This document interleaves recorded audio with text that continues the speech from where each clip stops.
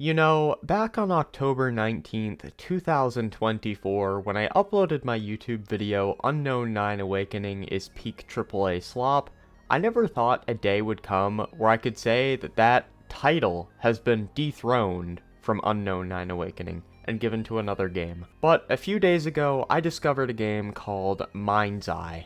And I gotta be honest, this game, Mindseye, is the literal definition of just sludge. Never in my life have I seen such a terrible entertainment product like Mindseye. It's generic, it's filled to the brim with performance issues, and it sucks. There's really not much else to say, but we're gonna go through an article today outlining all the problems with this game, and then we're gonna go laugh at some Steam reviews, so let's go ahead and get into this. Mindseye has flopped with 42% positive reviews and less than 4,000 Steam players. Yikes, man, that is bad. The worst part about all of this is we're talking about a AAA game here.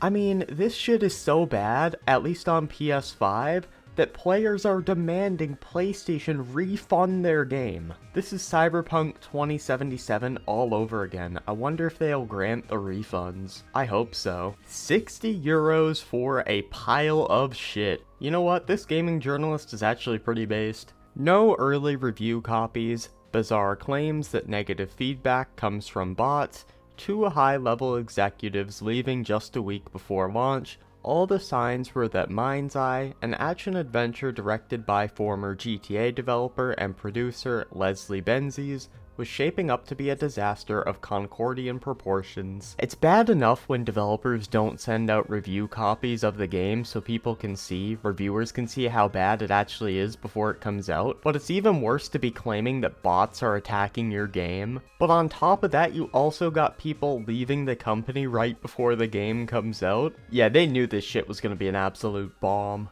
I mean, don't get me wrong, I thought this game was gonna flop too, but I didn't expect it to flop this bad. I expected it to be a mediocre GTA clone that people just wouldn't really care about, especially with GTA 6 coming out so soon. Even I wasn't expecting it to suck this bad, and I'm very negative when it comes to modern gaming. I remember seeing this at the PlayStation Showcase and thinking to myself, yeah, it looks generic, but I can see myself having a little bit of fun with it. The only thing I'm gonna have fun with when it comes to this game is dunking on it. I mean, seriously, how did they manage to fuck it up this bad?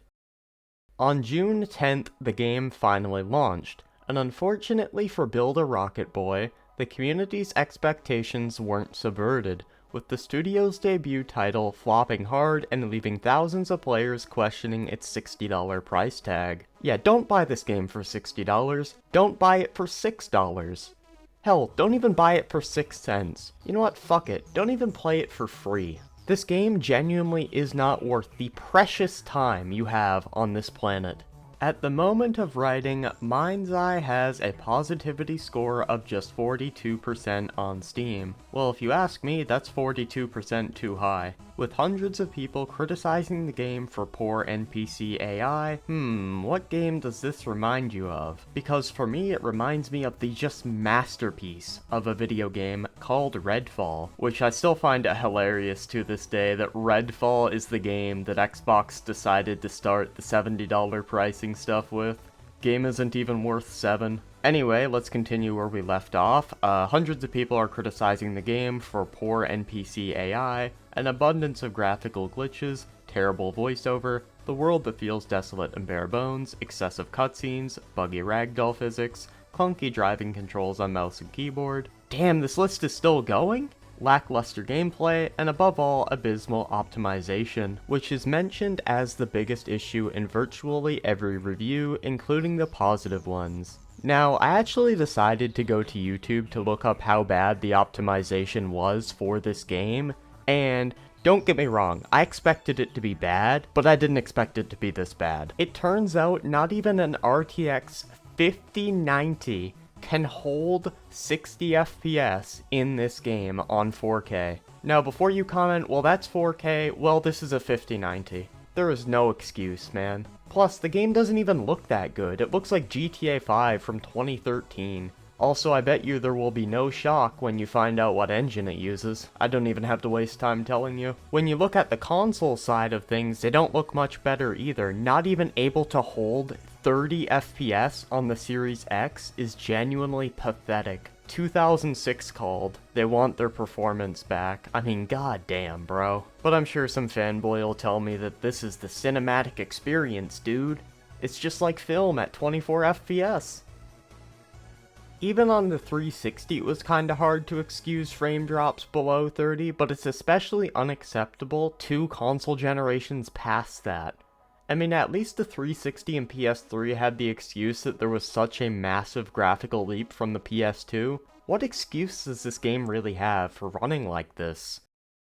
Separate from the gameplay itself, but further fueling the backlash, is Mindseye's price. At launch, the standard edition is $60 in the US and €60, around $68 in Europe. And with video game pricing already a hot topic, many are questioning why such a lackluster experience is more expensive or just as expensive as 2025's most acclaimed titles, like Clair Obscur Expedition 33, Schedule 1, Oblivion Remastered, Split Fiction, and Kingdom Come Deliverance 2. I mean, it's just standard AAA pricing. Obviously nobody should pay $60 for this. Like I said, you shouldn't even play it for free. And I mean that unironically. It's just a waste of your time to download and play. When it comes to Mindseye's player numbers, the situation is somehow even bleaker, with the game once again proving that having a recognizable name in the game director's chair means precisely nada and doesn't translate into sold copies. On launch day, the shooter didn't even break 4,000 concurrent players on Steam, peaking at just 3,302 and going downhill since. Even the day before, a game I can't help but compare Mindseye to, and which, unlike Mindseye, most people were 99% sure was a scam before it even launched, reached over 38,000 concurrent players on release, putting the scale of Build a Rocket Boy's first game's failure into perspective. You know, I get people might say, oh, it's their first game, go easy on them, but how far can that defense really go? You can't defend this. But I do still find it funny how this game did better than Concord, even though Concord had much more marketing.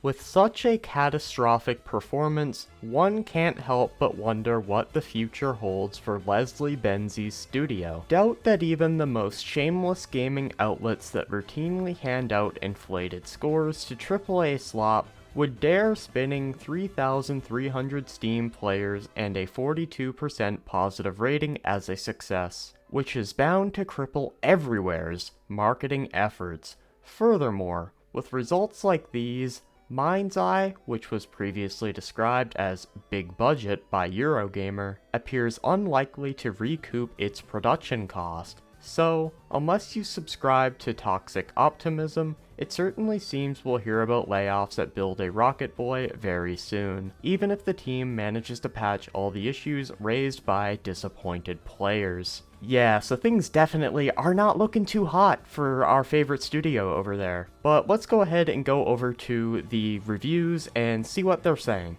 Actually, editor's note, it looks like they are giving out the refunds that I was talking about earlier. Rare PlayStation W. Anyway, like I said, on to the reviews. Alright, we are over on the Steam page right now. You can see the reviews are mixed, with only 40% of the 1,374 user reviews set to positive. Don't know what those 40% are thinking. System requirements. We have a 4070 recommended and a i7 13700K. Awesome, dude. The most helpful reviews. Mindseye. A €60 ticket to the slowest train to nowhere. I wasn't sure if I'd launched a game or accidentally enrolled in an interactive tech demo for unemployed robots.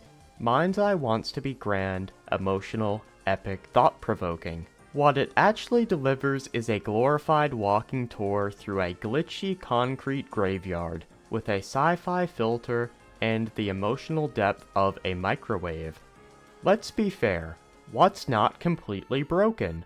The story isn't terrible, if you manage to find it buried under frame drops, broken animations, and dialogue that cuts off mid-sentence. The characters have potential, voice acting is solid, and somewhere in the cutscene chaos, there's decent world building. Somewhere. And the graphics can look beautiful. That is, During the brief moments where textures don't flicker, objects aren't floating in midair, and your screen isn't having a seizure, Unreal Engine 5 is powerful. Mindseye uses about 12% of it. Driving actually feels good, no joke. The car physics are weighty, responsive, and enjoyable. But what's the point of having good vehicles if you're not allowed to steal any in a futuristic open world game? Come on. And now, the other 95% of the game. Bugs. Everywhere. I fell through the floor. Enemies glitched into walls. NPCs forgot how to pathfind. And at one point my character literally didn't show up in a cutscene. I just watched an emotional moment between no one and a robot.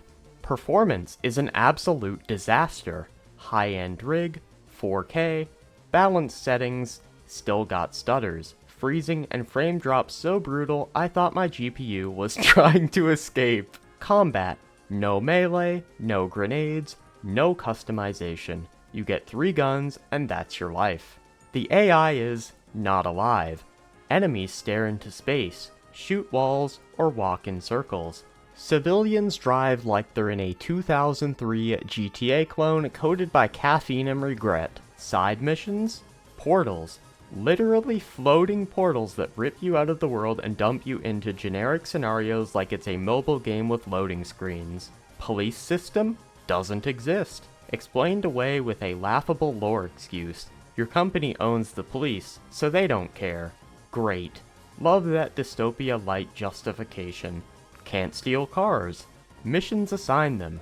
That's it. Go off course during a mission? Fail. No warning. Just mission failed.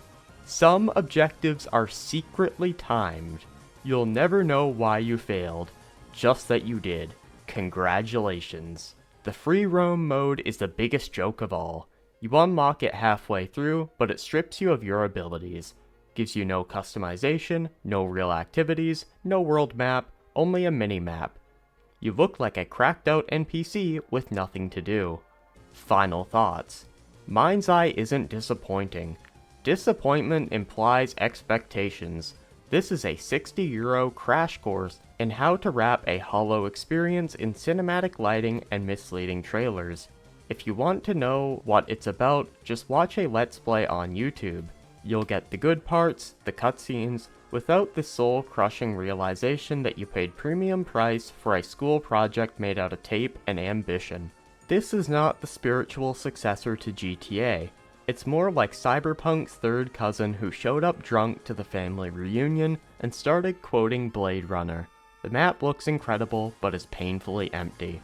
You can't even get a wanted level. Not because of design choice, because there's no system for it. Rating, 2 out of 10. +1 for driving physics, +1 for voice acting. Minus everything else. Would I recommend it?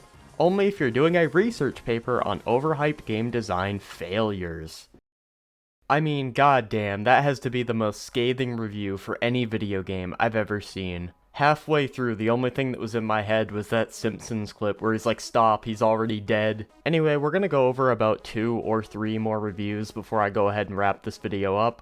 Let's take a look at this review here. I own a very expensive gaming rig, and the game runs like absolute ass. Have a nice day. That one was pretty funny, but let's go over a more scathing review again. Absolute horrible game. Pros, semi-interesting story, driving is decent. Cons, not a true open world as advertised, performance is horrible, missions either involve shooting, driving, or tailing someone, that's it. The AI is an absolute joke. No first-person view, can be ignored since it's a third-person shooter, but still. Gun sounds and visuals are absolute trash, no car radios, missing any sort of police wanted system, dead in-game world. For having such a big mouth about being a true GTA alternative, they did not deliver. Await further patches and major content updates. This is sadly just another AAA slop that is barely worth €20 at its current state. But yeah, I think you guys get the idea. This game is just, well, shit. If you guys did enjoy this video, make sure to leave a like. If you didn't, you can leave a dislike and a mean comment, and you can tell me about how Mindseye is the best game ever created. Alright, I'm out.